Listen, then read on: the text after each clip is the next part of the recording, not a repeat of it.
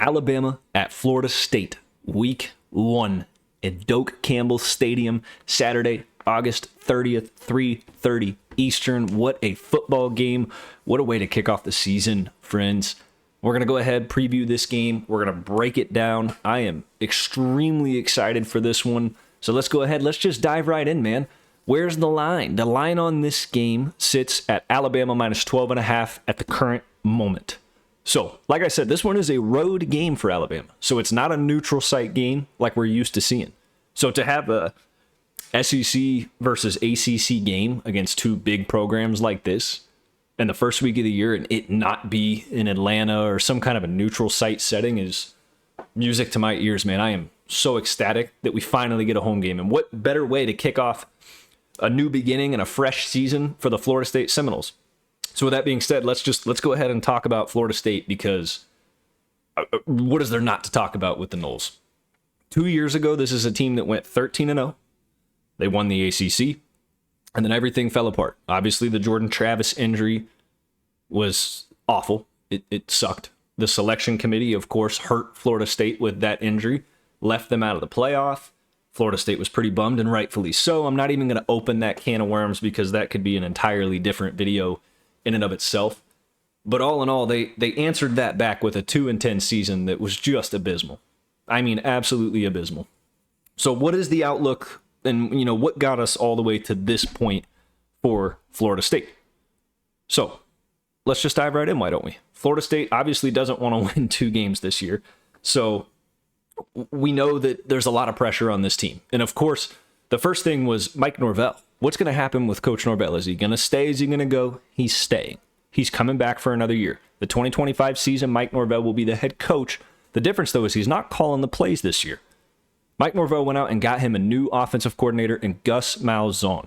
So I'm sure a lot of you guys know who Gus Malzahn is. If you don't, he was UCF's head coach last year.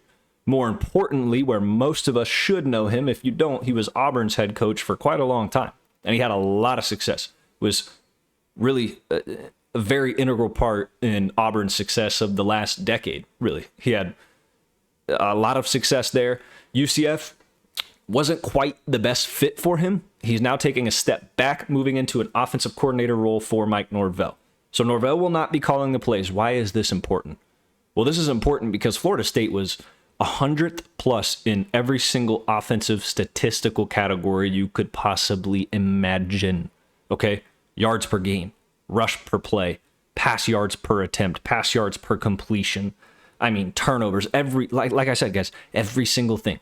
There's only 134 Division I FBS football teams. Florida State was 100th or worse in every single category. On the other side of the ball, defensively, same story. So, back to the offense, though. You get Gus Malzahn, then you get Thomas Castellanos. Okay, if you don't know who Thomas Castellanos, however you pronounce it is, I'm sure Florida State fans, if you're watching this video, you know exactly who that is. He beat you in week 2 last year. He played at Boston College. He transfers in. Now, side note on him, he's done a lot of yapping on Twitter and social media about this game. He's really setting this thing up on a platter to need to come out and play a good game. But with that aside, having him, Gus Malzahn, and then you think about on the offensive side of the ball, Florida State brought in 6 offensive line transfers. 6, okay? Their only returner is Richie Leonard. So he's going to be, again, a big piece on that offensive line, but they bring in 6 offensive line transfers out of the portal. So it's going to be interesting to see how Malzahn and Norvell plug and play those guys and try to pretty much put together an offensive line that can help Castellanos. The saving grace is he's a dual threat, okay? They also got Gavin Sawchuk, a very versatile running back. So they're putting pieces together to try and give themselves a newly revamped offense, which I think they will do. So that's going to be something to watch. Look, I think Gus Malzahn's going to come out pulling every string possible. I mean, you talk about the most unorthodox ways to move the football, he will do it. And I think we're going to see Florida State really turn things around on the offensive side of the ball. And I think specifically breaking down this game and the Alabama game, Gus Malzahn's going to lay all the cards on the table. Like, I think we're going to see some trick plays early. I think we're going to see a lot of motion. I think we're going to see Castellanos using his legs a ton, read options, RPOs, all that fun stuff. So Again, Florida State, there's a lot to look forward to. There's a lot of question marks. But what better situation, what better way to lay up a big game and a new start, a chance to redeem everything that went wrong with last year? You get Alabama, who's been arguably the poster child of college football for the last 2 decades, coming into a newly renovated Doak Campbell Stadium and a fresh start. I'm sorry, you can't draw it up any better. I think Florida State's going to come out swinging. They have to keep this close, okay? They have to play competitive. I do think they will, all right?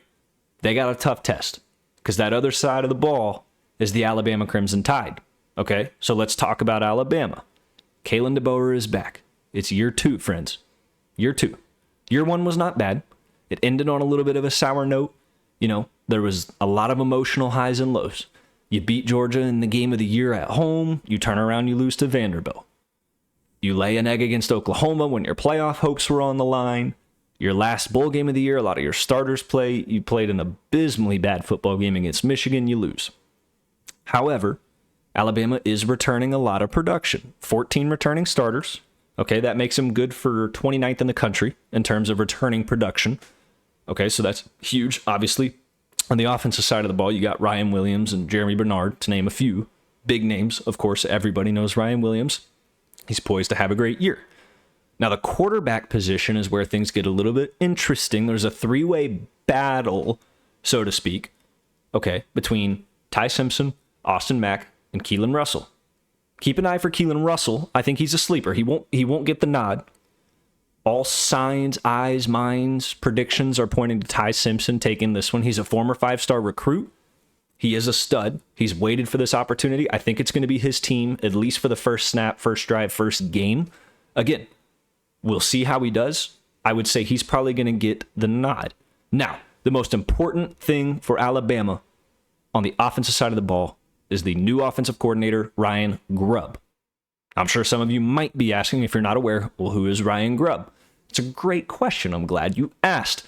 Ryan Grubb was the offensive coordinator with Kalen DeBoer in Washington in the national championship runner-up season. Michael Penix, I'm sure we all remember that year. Yeah, that's Ryan Grubb. He was the offensive coordinator and the mastermind behind that offense. He then went to the Seahawks after that great year. Kalen DeBoer clearly missed him. The NFL must not have worked out. I don't know. I'm not accusing it of not working out or saying he was a flop at that level. All I do know is that he's now the offensive coordinator at Alabama. He's back with Kalen DeBoer. So if this is Ty Simpson's team and you have both Jeremy Bernard and Ryan Williams back, oh boy, watch out, man. That Alabama offense is going to throw the deep ball. I'm telling you right now, they are going to swing the rock. That is Ryan Grubb's forte. He loves to push the ball down the field. If you give him any kind of a cover 1 or cover 0 look, he will let it fly. So I think Alabama's going to come out, man, and they are going to establish a passing game early. Okay. Defensive side of the ball. Alabama's defense was stellar last year. They weren't the best. Okay, they had their struggles, but they were 9th in terms of points per game allowed, at least. Okay, they were 5th in takeaways in the country. All right. And they're returning a lot of production. Deontay Lawson, linebacker, coming back. Xavier Brown in the secondary. 2 extremely experienced, talented guys are coming back.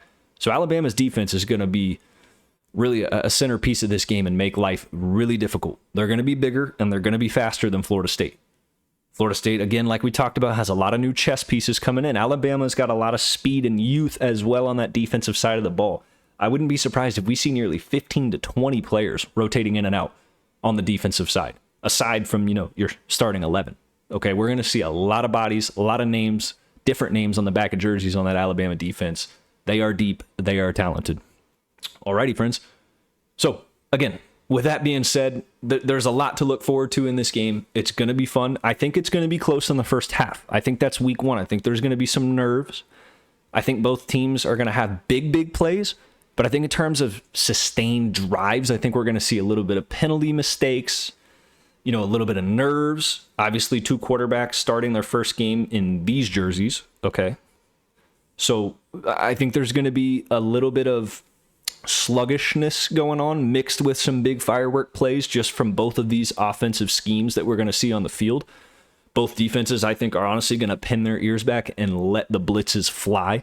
So, I mean, this one's going to be entertaining. I do think Bama is going to win this game, but I think Florida State will keep it close in the first half. I think the second half could be anybody's game, but we will see.